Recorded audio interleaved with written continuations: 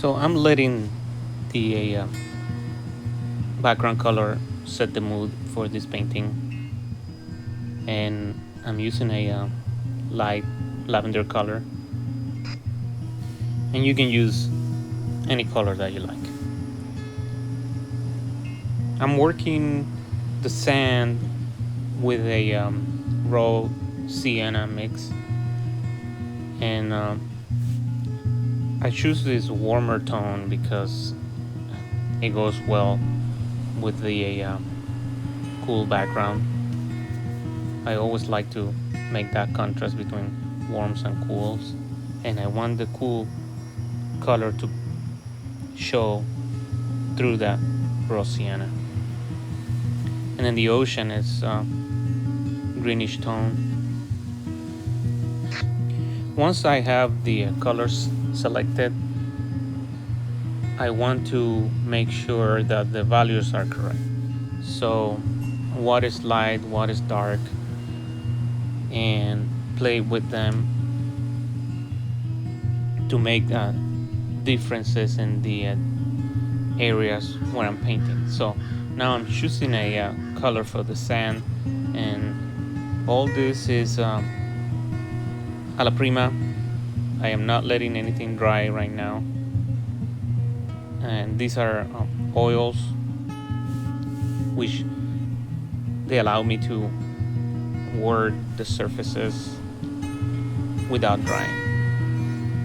I'm not using any kind of dryers, and I'm lightening the top area because as it recedes in the background, they get lighter, and they also get full with mist from the environment.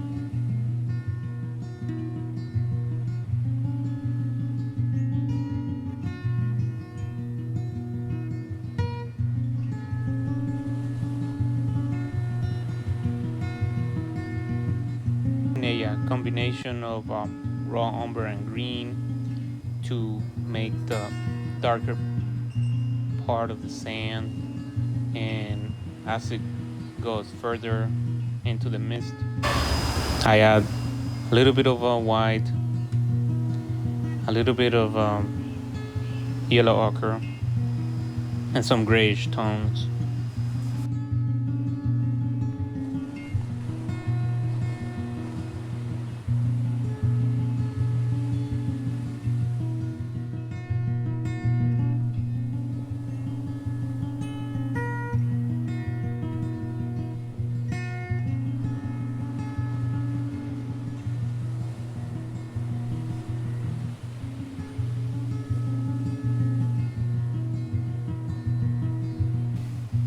Now the wet sand color is a lighter tone of gray, and I am mixing it right over the water. And what I like about this is that since I'm working with oils, it's mixing some of the colors underneath, so it's keeping it in the family, but it is also a lighter tone. And I pick another flat brush to smooth out the rough brush strokes.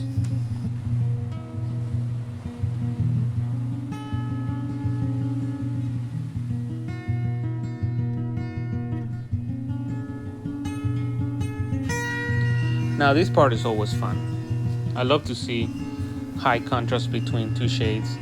So it is almost pure white on top of the green color of the water, and this is obviously the foam.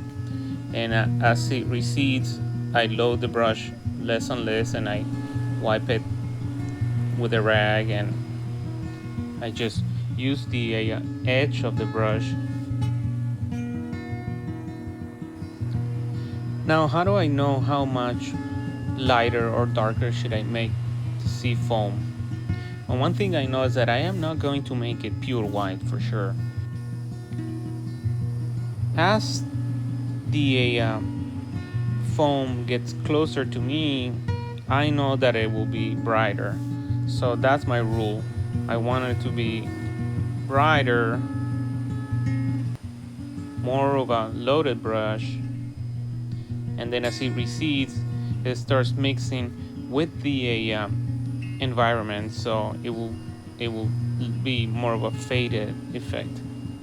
I'm using now the side of the brush to smooth out the rough edges, and the water is flowing from left to right, so I would like to give that effect scraping off with my palette knife, and now I'm making cavities and indentations that will simulate the movement and flow of the water.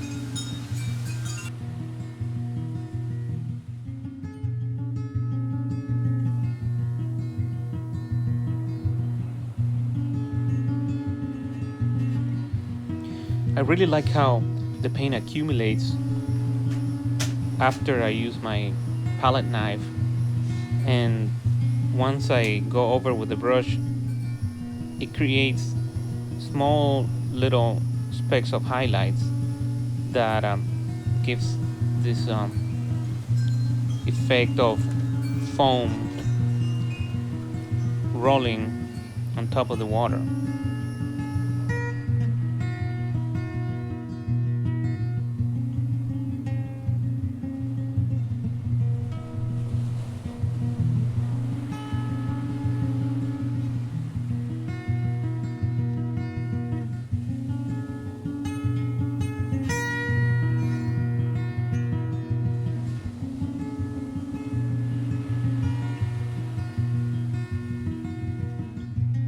Everything has been drying overnight, so it is dry to touch where I want to paint the small people. So using a fine brush, I'm basically drawing with a brush and not too concerned about details. I want to get the right proportion between the ocean and on the person that I'm painting.